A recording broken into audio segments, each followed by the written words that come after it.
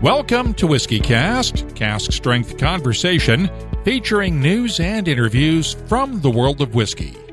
I'm Mark Gillespie, and this is episode number 735 for October 25th, 2018. Coming up in a few minutes. You don't miss those 3 a.m. phone calls, though, right? No, I don't. I really don't. My wife doesn't miss them either. She'd always roll over, grab it, hand it to me, and say, "It's for you." Jimmy Russell may be known as the Buddha of bourbon, but it might be fair to call Al Young of Four Roses Mr. Bourbon. He has spent more than 50 years in the bourbon business, and 11 years ago he stepped aside as distillery manager to become the senior brand ambassador for Four Roses, then proceeded to write the book on the brand, literally. The distillery is celebrating its 130th anniversary this year, and Al's book on the history of Four Roses is the definitive work on the distillery. He's in Philadelphia for Thursday night's Philadelphia Magazine Whiskey and Fine Spirits Festival, and we sat down to chat during a meet and greet at the Bank and Bourbon Bar. That's coming up in just a few minutes on WhiskyCast In-Depth, along with the calendar of events, the What I'm Tasting This Week department, and much more, all on this edition of WhiskyCast. This is whiskey, Johnny Walker's Scotch whiskey, from this place and these people, aye, Scotch makers, creating the bold and complex flavour of Johnny Walker Black Label. Step right up. WhiskyCast, brought to you by Redbreast, the definitive single pot-still Irish whiskey. Those in the know Redbreast. Let's start off with the news. It's brought to you by Highland Park. Last time around, we talked a lot about Brexit and its potential impact on the Scotch whiskey industry, and there's more news that could affect whiskey lovers this week. The Guardian reported late Wednesday that British Prime Minister Theresa May has apparently decided to trigger plans for a no-deal Brexit if there's no deal in place when Parliament returns to work from a short recess November 12th. That includes legislation that would cover the rights of European citizens to remain in the UK, including those who work for Scotch whisky companies. While the Prime Minister suggested this week that a deal between Great Britain and the European Union is 95% done, the European Parliament's Brexit coordinator said Wednesday that essentially May is 95% wrong. Former Belgian Prime Minister Guy Verhofstadt told reporters that unless there is a solution to the Irish border issue, the European Parliament's position is that progress is at 0%. The Strasbourg-based Parliament has a veto vote on any final Brexit deal, and the Independent reports any deal that does not prevent a hard border between Ireland and Northern Ireland is pretty much dead on arrival. The 1998 Good Friday Agreement that ended the Northern Ireland Troubles mandates an open border between Ireland and Northern Ireland, but Brexit would pull Northern Ireland and the rest of the UK out of the European Common Market, and analysts say there's little way to avoid imposing a hard border once again. That is creating a lot of uncertainty in the Irish whiskey industry, which operates today on both sides of the border. The lack of clarity means distillers are in a position of having to wait and see. Paul Wickham is the general manager at Irish Distillers' Midleton Distillery in County Cork. At this stage, there's lots of discussions as to what may or may not happen, and really until final plans have been made, it's very difficult to make any contingency plans around it.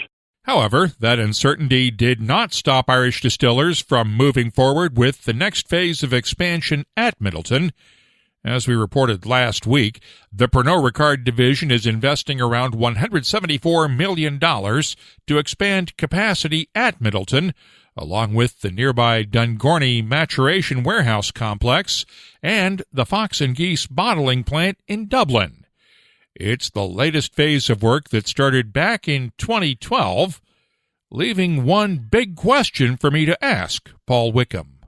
Have you guys even stopped construction at all since 2012? I mean, every time I come over there, it seems like there's something being built. Yep, there's something being built all the time. It's something that's become the norm around here, and something that we're very used to is projects being built one after the other. So it's, no, to answer your question, it hasn't stopped. How much more can you build on the current Midleton site, considering that all of the old distillery is historic property that can't be really touched much, and you're kind of landlocked with the town growing up around what's left? That's a very good question, Mark. I suppose with this 130 million that we're investing at the moment here in Midleton, the key areas where we're investing that is on capacity increasing. So things like we've a new mechanical vapor recompression evaporator coming in. We added a third mash filter to increase our pot demand. We're adding more fermenters to also keep up with increasing growth of both pot and grain. So we feel that, with this investment and also with focus on areas of optimization, new technology, and the skill and dedication of the people here, that we still have quite a lot of capacity within the current site. I know there were rumors going around Ireland that Irish Distillers was looking at building a second distillery. Does this sort of put those plans aside for now? I heard those rumors too. I think to answer that, like Irish Distillers, the objective that we have is to grow our portfolio of premium Irish whiskey brands, and we do that supported by the strength of the Pernod Ricard global distribution network. We have to take long-term views as we grow, and those have implications for the business. So we are, as with this investment, examining all options to increase our production capacity to meet the projected demand, and building a new distillery is one of them. It's really exciting times to be involved in the Irish whiskey category, and here in Irish Distillers, we're very proud to be leading the way in that front. Any idea when that might happen? Is that still 5-10 years away? Is that a long-term thing or a medium-term proposal? Oh, with the investment that we're doing now to increase the capacity, that's going to give us capacity for the medium term. And we'll monitor the situation following on from that. Let's put this into context now. When Paul joined Irish Distillers back in 1996, they were selling about 1 million cases of Irish whiskey a year worldwide. That has grown to around 7.3 million cases a year today, and Irish whiskey remains the fastest-growing segment of the whiskey industry worldwide. Turning now to new whiskeys, the Glenlivet is releasing a bunch of new single-cask bottlings. 10 different editions are headed for global travel retail outlets worldwide.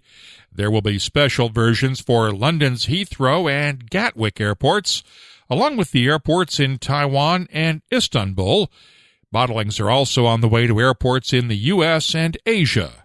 Prices will range from $350 to $500 each.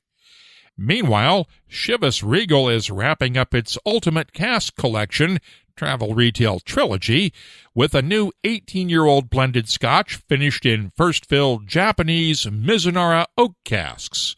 The trilogy started 3 years ago with a first-fill American oak finish.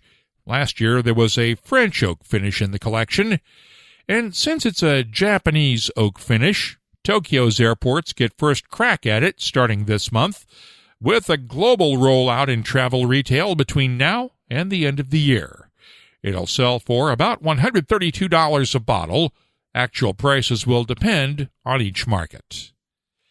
Bruichladdie's 9th series of Octomore single malts is out now. At least the first 3 bottles are.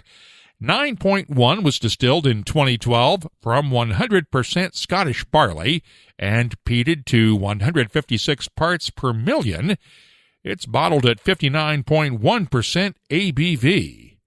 9.2 is just like the first one, but it spent the final year in French oak Bordeaux wine casks. It's bottled at 58.2% ABV. 9.3 comes from 100% Islay barley grown on the Octomore farm, and it's peated to only 133 parts per million this time around. It's bottled at 62.9% ABV. The final release in this batch comes in early 2019, and it will be a 10-year-old Octomore. All 4 will be available in limited amounts worldwide. Corby's second series of Northern Border Collection rare releases will go on sale starting Friday at the J.P. Wiser's Experience Center at the Hiram Walker Distillery in Windsor, Ontario, along with the rest of Canada. This year's releases include an 11-year-old cask-strength version of Lot 40, along with a 21-year-old Pike Creek finished in European oak casks, and a special 11 Souls edition of Gooderham and Wirtz. Once again this year, there's a story behind that name and the whiskey, and Corby's Dr. Don Livermore shared it with us. Quite frankly, it's a little more complicated than anything else that we've blended before. We wanted to take the theme of Gooderham, the person himself, when he came into Canada back in the 1800s. Certainly the trip to Canada was harrowing, and when they arrived in Toronto, a number of people perished along the way during the journey. And Gooderham was a gentleman of sorts, where he took upon adopting 11 orphans on the trip, and we wanted to pay tribute to that. So we blended into the whiskey 11 different ingredients, and we just was trying to balance out a number of grains and ages and barrel types that we work with here at our distillery. We've put in as much as a 21-year-old spirit into it, all the way down to a 3-year-old. We've put in some rye and some pot distillations. We've put in some barley and also some rye malt and barley malt, and ends up being very complicated, very complex, beautiful style of whiskey. And I like the blending side of it, as you know, Mark, and I think this one certainly shows the blending style of Canadian whiskey. All 3 will sell for $99.99 Canadian each, around $77 US at current exchange rates. Last year's series was available only in Canada, but this year 180 bottles of each one will be available through the Whiskey Exchange. There is also a new 2018 release of the J.P. Wiser's 35-year-old Canadian whiskey. Last year, it was part of the Northern Border Collection rare releases, but Corby decided to take it out of that range this year to let it stand out on its own. This year's bottling highlights one of the reasons why. The label clearly notes that it's the reigning Canadian Whiskey of the Year in the Canadian Whiskey Awards. It's only available in Canada with a recommended retail price of $199.99 Canadian. That's around $154 US each. We do have one more Wiser's-related note. The hockey season is just getting underway this month, and Corby has teamed up with the NHL Alumni Association to raise money to help retired players who never made the salaries the pros make today. Don Livermore got 3 legends of the game to visit his blending lab in Windsor. I actually had a chance to meet Guy Lafleur, one of my idols of growing up as a kid, and he came to our distillery here, and we blended a whiskey together, and we've released it into the SAQ, or the Quebec marketplace, as the Guy Lafleur Alumni Whiskey by J.P. Wiser's. Very few cases are released, and that's happening now. And half the profits of those sales will go to the NHL alumni, half comes to our side of the business. We've also released a Wendell Clark whiskey. It certainly mimics his personality. It is 100% rye whiskey. It's got both column distilled and pot distilled rye in it. But the fun part about that, we landed the strength at 41.6. If anyone knows and is from the Toronto area, it is 416 is the area code there, which was kind of fun to do. And we've also partnered with Lanny McDonald for the Alberta market. What a nice gentleman, nice man. We had a chance to blend with whiskeys with him. And when we were walking through all the distillates and aged spirits that we make, he immediately stopped at the wheat. And he says, "Oh, I remember as a kid growing up in the Western Canada, shoveling the grain wheat with my dad on the farm." And certainly we wanted to put that into it, and certainly reflects how Lanny played. That smooth wheat creaminess. He had smooth hands, and I think it matches his playing style. And it's quite exciting. I think the consumers are looking at it now, and they're scrambling to get these limited releases in partnership with the NHL alumni. The only place you can find all 3 bottles is at the Wiser's Experience in Windsor. They're selling for around $45 Canadian each. One final note from Canada. A couple of years ago, in October of 2016, we brought you the story of The Beast. It's a special whiskey from the Wood Buffalo Brewing Company in Fort McMurray, Alberta. 2016 was the year the massive wildfires struck northern Alberta and wiped out parts of Fort McMurray, but the brewpub and distillery survived that fire, along with a pallet load of heavily peated Scottish malt that picked up even more smoke flavor from the fires. The other night, Wood Buffalo held its 3rd annual auction to raise money for the Friends of Fort McMurray Firefighters Association. Each year they've auctioned off empty bottles to be filled when the beast finally matures after 5 years. This year's auction for 7 bottles raised $21,350 Canadian, bringing the total for the 3 auctions so far to just under $100,000. Well done. You can keep up on the latest whiskey news all week long at whiskeycast.com. The news is brought to you by Highland Park, the Orkney single malt with Viking soul. The Khaleesi may have her dragons, but only Highland Park has the Dragon Legend. It shows off the richer and smokier side of Highland Park. Like the dragons, you won't find the Dragon Legend everywhere, but the quest for it will reward you in the end. Find out more about the entire Highland Park range at highlandparkwhiskey.com. Time now for the WhiskyCast calendar of events. Lost Spirits Distillery in Los Angeles, California, hosts a Halloween party this coming Tuesday night, October 30th. The McAllen Manor Tour stops in Atlanta for 2 nights on the 30th and 31st, and that's followed by Whiskies of the World in Atlanta on November 3rd. Whiskey Live China is November 3rd and 4th in Changsha, along with Whiskey Live Indonesia in Jakarta. The Whiskey Extravaganza hits Seattle November 9th, and Glasgow's Whiskey Festival is on the 10th at Hampton Park. That same day, Garrison Brothers Distilling in High, Texas hosts Red, White, and Bourbon to benefit the National Museum of the Pacific War. And I'll be in Fredericton, New Brunswick for the annual New Brunswick Spirits Festival, November 13th through the 17th. Tickets are still available. Right now, we have 178 different events on the searchable calendar at whiskeycast.com. Just click the search button to find events near you or wherever you might be traveling soon. Redbreast fans have always cherished our whiskey's sherry notes, so we set out to embellish that character. Introducing the Redbreast Listowel edition, a quintessential single pot still Irish whiskey finished in first fill Oloroso sherry casks from Spain's prestigious Bodegas Listowel. Carrying Redbreast's trademark pot still spices and dark dried fruit notes, the Listowel edition is graced with an enduring sherry finish that would be better described as a final act. Discover the newest branch on the Redbreast family tree. WhiskyCast In-Depth is brought to you by Lagavulin. Four Roses is celebrating its 130th anniversary this year, and in all those years, only 3 people have ever had a Four Roses bottling named for them.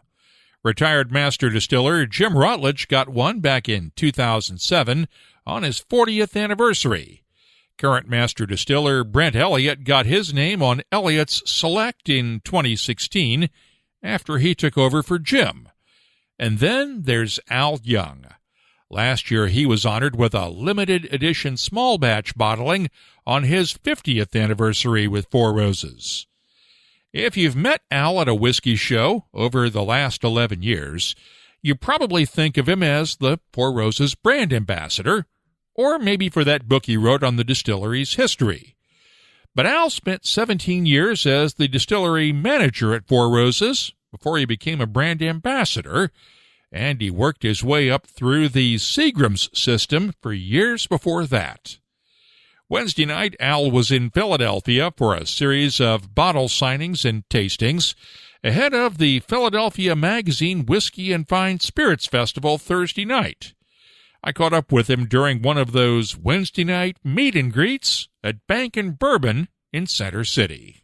I've never asked you how you got into this business to begin with. So what's the origin story of Al Young 5 decades ago? Well, I'd like to say it parallels Paul Jones's story about the Southern Belle and the Four Roses, but actually it was an original story between me and the woman that I wanted to marry, and the fact that I needed a job to be able to support her and a family because I was working in public relations at the time. Actually, I was working for Actors Theater in Louisville, Kentucky. And so I put in my application. I had all the requirements they were looking for. They hired me, and I said, well, that's a good thing because I need a week off to get married and go on a honeymoon. And they said, well, yeah. So I figured, this is a pretty good place. And I was just going to go in for a couple of years' experience, and here we are 51 years later. So you were an unemployed actor who wound up in the whiskey business. Well, not exactly an actor. That's a misnomer. I was on the production side of theater. I was working in public relations and doing their copy work for advertising and everything like that. Oh, so you went from the dark side of the media force over to making whiskey. I think you got the better part of the deal there. I think so, too, and it's worked out really well in the long run. So what was that first job? What did you start out? Well, I was the guy that set up everything in the sensory lab on 7th Street Road in Louisville, Kentucky, for all of the noses that knew what they were doing to take a look at every morning. So that meant there might be 60 or 80 samples of different things, distillates, land samples from the bottling house, barreled whiskeys, steam, water, all kinds of things that had to get the okay. And you were the setup guy, essentially, for everybody else. And I assume they brought you along, right? That's correct. That's correct. A lot of the things that I learned from those guys. Who were they? Let's give them some credit. Well, they're long gone now. Neil White was one of them. The names are just people that ended up going to New York, people that worked with Jim Rutledge up there for a while. Actually, you know, Jim Rutledge says he gave me my first tour at the 7th Street plant. And quite frankly, I was so happy to have a job. I just didn't really, remember it, but I'm sure he did. And he always tells the tale that he didn't know much more than I did when he gave me that first tour. But look what he did with his career. And you two worked side by side for pretty much 5 decades, right? No, not really. Jim's career path took him to New York for a while, 14 years if I remember correctly, while mine always left me in the production level, which I was happy to do in Louisville and in Lawrenceburg, Indiana for a while, and in Lawrenceburg, Kentucky. So how'd you keep the two apart, the two Lawrenceburgs? It was not easy, but they were noted for doing things like that. They're sort of reminiscent of the Independent Stave Company, having locations in Lebanon, Missouri, and Lebanon, Kentucky. Did you ever get to meet Sam Bronfman and work with him? Because I know he was the one that made that original decision to take the good Four Roses bourbon out of the States and send it over to Japan and give us what passed for Four Roses at the time. Well, Sam was a pretty shrewd businessman. And to answer your original question, no, I never worked directly with Sam. My only interaction with him one time was later in his life when he came to the Louisville Bottling House for a tour. He was known for making tours to the different facilities. And my bosses all told me, whenever he gets on the bottling floor, disappear. Don't be out there when he comes on the floor. You'll be better off for it. So I happened to be out there the day that he came through. No place to run, no place to hide. He walked right down the center aisle, and he's not looking at anybody but me. So when he got probably 10, 15 feet away, I couldn't think of anything else to do, so I said, "Good morning, Mr. Brofman." And he smiled and kept on walking. And that was as close as I ever got to him. Now, his sons and the grandsons used to visit the Lawrenceburg, Indiana plant regularly, and they would come down to the regauge area and warehousing, so I saw them quite often. What was your thought on them, especially since Edgar, one of the younger sons, was the guy who essentially broke up the Seagram's empire at some point? Well, Sam has been quoted, and I'd like to use his quote to kind of sum it up because nobody did it better. But he often said the Jewish statement of the fact that it's shirt sleeves to shirt sleeves in 3 generations. The first, the founder makes it. The second generation, they try to maintain it. And the third generation gives it away. Now, he didn't really know that was going to happen because that happened after he died in the 1970s. But how true it was. How'd you wind up in Lawrenceburg, Kentucky, as opposed to Lawrenceburg, Indiana? Well, I knew that they needed some help down in Lawrenceburg, and I'd worked in that area in 1982 before they closed the Louisville plant down in 83. So I was fortunate enough to be offered a job in Lawrenceburg, Indiana, when they shut down the Louisville operation. They were going to shut everything down in Kentucky, and they didn't. And so I was there working in the warehousing, and I found out they needed some help down there, first as a ship supervisor and then later as a distillery manager. So I appealed to the plant manager in Lawrenceburg, Indiana, who I had known because he had worked in Louisville, Kentucky, that I would like to go down there and work if at all possible. So he said, "You can do that, but you have to go work with Larry Eversole, the master distiller in Lawrenceburg, for me for about 6 months, give you a chance to reinforce your skills. It'll also give me the help I need over there because we're short in that area as well." So I did that and ended up going down to Lawrenceburg, Kentucky, where I'd worked before. And my wife and I moved into Lexington, commuted every day back and forth to the distillery, and still do. So what was it like working with Larry Ebersole at what is now MGP, but was then the old Seagram's place? I liked working for Larry. I learned a lot from him from the standpoint that he was very pragmatic about what he was about, personable, likable guy. Liked him a lot, but he had his own design of how he wanted the distillery to run, and everybody admired him for that and did it. And it was quite an experience. I mean, you got to see things you wouldn't ordinarily think of. Distillery cleanliness, equipment, yeast manufacturing, making lactic acid, all kinds of stuff, if you're just going through the motions, if you're just going to be in the job as a ship supervisor, then it may not work out too well for you. But if you took an interest in it, then it could really do you some good. I talked with Larry a while back, and I asked him where the best bourbon was made.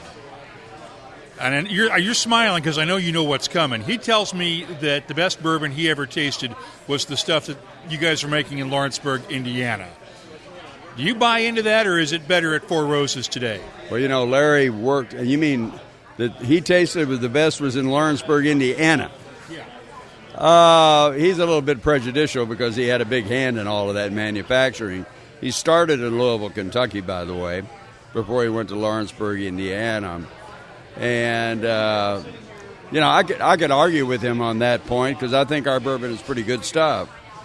But I'd like to do it the way Fred No says. And Fred, with Jim Beam, says that 95% of the world's best bourbon is made in Kentucky, and the other 5% is counterfeit. So if that's passing the gauntlet, then I guess the gauntlet's passed. What was the hardest part about making the switch from distillery manager to brand ambassador back in 2007, just as Four Roses was coming back as a bourbon in the States? Well, it requires a different skill set. It requires going back to what I had trained to do before I went to work for Seagram's. And it was a chance to revisit all of those skills. I think the hardest thing to do was to not have phone calls at 3 o'clock in the morning with somebody from the distillery asking for advice on what to do next. Although they probably already knew what to do, they just needed that reassurance that everything was all right. So the phone calls in the middle of the night, moving from being considered somebody who knew what they were doing in the distillery to somebody who was just learning when you go back into public relations and so forth, was quite a change at best. And then Jim was working as best he could to get the brand out there to everybody, and to be a part of that became a passion. And it's still that way today. You don't miss those 3 a.m. phone calls, though, right? No, I don't. I really don't. My wife doesn't miss them either. She'd always roll over, grab it, hand it to me, and say, "It's for you." And is she happy now that you're on the road so much of the year, or would she rather have you at home in Lexington? Well, it's kind of a mixed bag. We've got grandchildren that keep her occupied. She and some of them went to the racetrack today at Keeneland, for example, while I'm in Philadelphia working with people at the PLCB and other things, and going to the big gala tomorrow night and all that sort of thing. So she loves the color, the glamour, the going, and all of that stuff, but I'm sure it wears on her a little bit from time to time. I know better than to ask you which of the Four Roses bourbons is your favorite, because I know you're going to say the one they named after you a couple of years ago on your 50th anniversary. Well, I must tell you that the bourbon that I really, on a regular basis, like the best is small batch, because Joda Tanaka helped to put that together. He was our master blender at one time, and it's got just the right balance of spice and fruit due to the yeast and the 2 different mash bills made up in the 4 whiskeys to make it work just right. And yeah, I got to say that 50th was pretty special.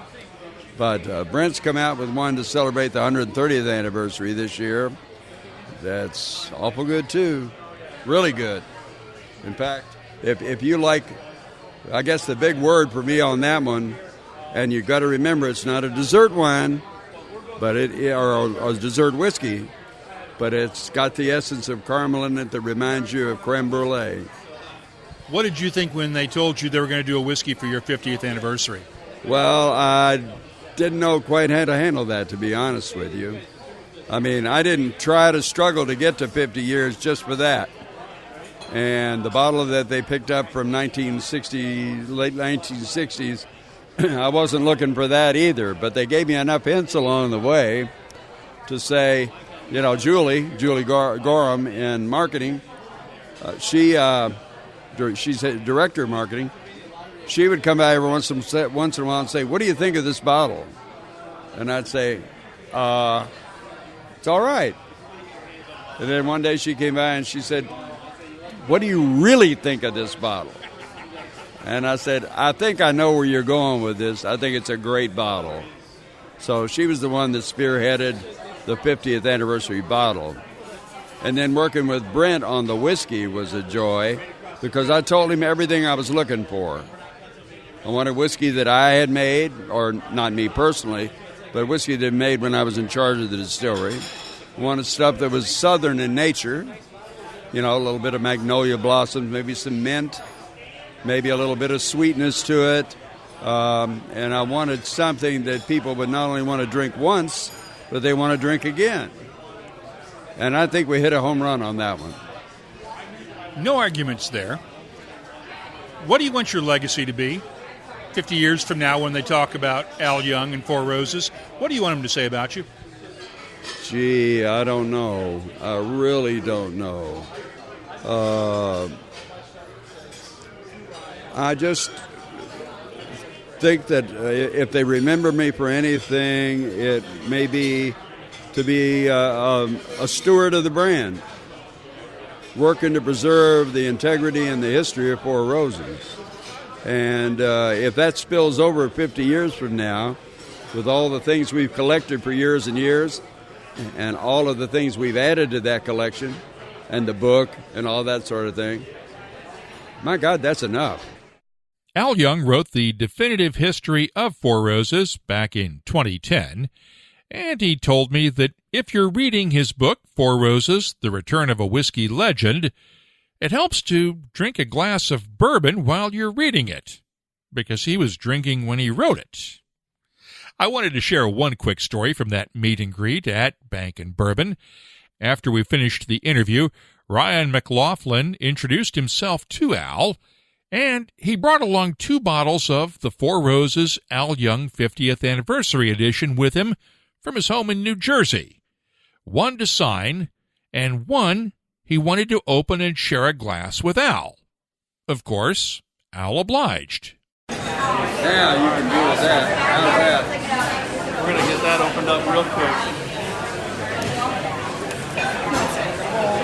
I hope you got it open quicker than I got mine open. Do now. Just a taste. That little finger or something like that. I would like for other people to enjoy it as well. By the way, Al did sign both bottles for Ryan. You know, I hadn't had the opportunity to go down to Kentucky, so being able to see him in my hometown was something that I would never pass up. And having a bottle that I could open and share with him, it was just something that I never wanted to forget. And now I never will, and I got to enjoy it with a friend of mine and enjoy it with Al. And how's the whiskey? Oh, it's fantastic. I've had it a couple of times before, but now that I have my own bottle open, it's even better. We'll post the video on our Facebook page and at whiskeycast.com. That's WhiskyCast In-Depth, brought to you by Lagavulin, the legendary Islay single malt. Look for the classic Lagavulin 16-year-old, the Distillers Edition, the throwback 8-year-old Lagavulin, and the annual cask strength 12-year-old edition from the Classic Malts Special Releases series. Get the details at malts.com. The What I'm Tasting This Week department is brought to you by Heaven Hill Distillery.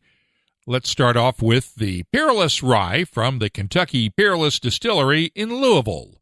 This one is a 2-year-old barrel-proof rye, and the ABV on this bottle was 53.9% ABV.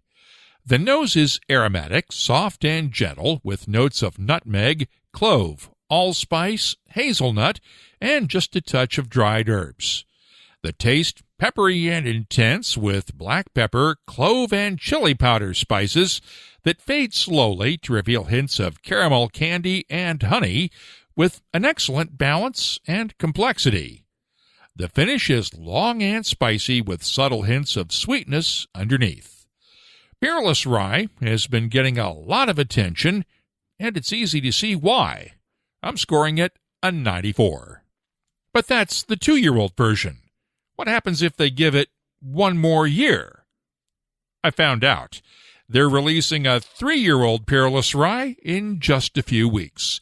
And I tasted one of the early bottles at 54.55% ABV. The nose is just like that of the 2-year-old Peerless, but with a slightly refined aroma. The taste starts out softer at first, but doesn't stay that way for long. It comes alive with the same spicy notes of clove, black pepper, and chili powder, balanced by a new touch of molasses to go along with the caramel candy and honey. The finish is even longer and more well-balanced between spices and sweetness. Whatever they're doing at the western end of Whiskey Row, they're doing it right. And I'm scoring the Peerless Rye 3-year-old edition a 95. I'll have more tasting notes in just a minute, but first, our tasting notes are brought to you by Heaven Hill Distillery, family-owned from the start, and proud to work with other family-owned companies on the Grain to Glass project. They're working with Beck's Hybrid and Peterson Farms to find unique seeds, grow them, and then distill them into a special whiskey. Follow the project at heavenhilldistillery.com. Think wisely, drink wisely. The Chattanooga Whiskey Company's 1816 cask Tennessee Stillhouse whiskey comes from a mash bill of 75% corn, 21% rye, and 4% malted barley, and it's bottled at 56.8% ABV. The nose is aromatic and sweet with caramel, brown sugar, honey, and soft spices. The taste is dry and astringent with nice spicy notes of chili powder and pepper that fade very slowly to reveal touches of honey and brown sugar in the background. The finish is long, spicy, and consistent. I'm scoring the Chattanooga Whiskey 1816 cask an 89. Now, it's been a long time, way too long in fact, since I've tasted the Bushmills 16-year-old Irish single malt, and it's one that's been around for a long time too. This one is bottled at 40% ABV, and the nose is malty with barley sugar and honey sweetness, along with caramel candy and just a hint of straw. The taste is thick and chewy with a nice balance of spices, honey, caramel, barley sugar, and just a touch of dried grass. The finish, long, gentle, and smooth. I'm scoring the Bushmills 16-year-old Irish single malt a 91, and I won't wait years before I try it again. The What I'm Tasting This Week department is brought to you by Heaven Hill Distillery. I'll be adding these tasting notes to our searchable list of more than 2,300 whiskeys from around the world. You'll find it at whiskeycast.com. This is whiskey. Johnny Walker's Scotch whiskey. From this place, and these places in that place. These are the people that make it. Aging in oak for 12 long years. See, the land that shapes these people and the people that shape this whiskey all shape how bloody good it tastes. Bold as it is complex. For every step you take, this is Johnny Walker Black Label, friends. Step right up. Can I drink this now? Johnny Walker Black Label Blended Scotch Whiskey, 40% alcohol by volume, imported by Diageo North America, Norwalk, Connecticut. Please drink responsibly. Let's open up the inbox now for Your Voice, presented by Lot 40. I'm usually the one spreading the word about unusual whiskeys, but at Easy McGee on Twitter pointed out one that I'd never seen before. The Golden Carolus single malt from Belgium. And the comment, definitely should be on every whiskey drinker's list. Thanks for the tip. I'll have to check that one out. And by the way, he's also partial to our friends at Redbreast, too. He shared a photo of the Redbreast 12-year-old bottle that he's getting tattooed on his arm. Last time around, I mentioned the results of our recycling poll. Tim Marr in Washington, D.C., at TMarr103 on Twitter, had this comment.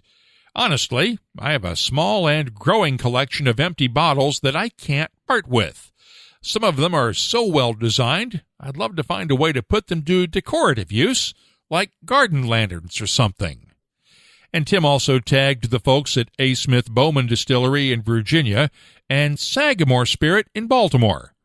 The Sagamore Spirit social media team tweeted back, "We've turned some of our bottles into diffusers, planters, and tiki lights to give you some ideas. Let us know what you end up doing with them. Cheers." So, what's the most creative thing that you've ever done with your empty whiskey bottles? Take a photo of it and share it with us on social media. I've got a bunch of empties, and I could use some inspiration. I also know I'm not the only one. Of course, if there's anything else you'd like to share with whiskey lovers around the world, you can do that too. Look for us on Twitter, Instagram, Facebook, and Tumblr at WhiskyCast. The email address is comments@whiskeycast.com. Your Voice is presented by Lot 40, Canada's award-winning 100% pot still rye whiskey. Lot 40, unapologetically Canadian. Please drink responsibly.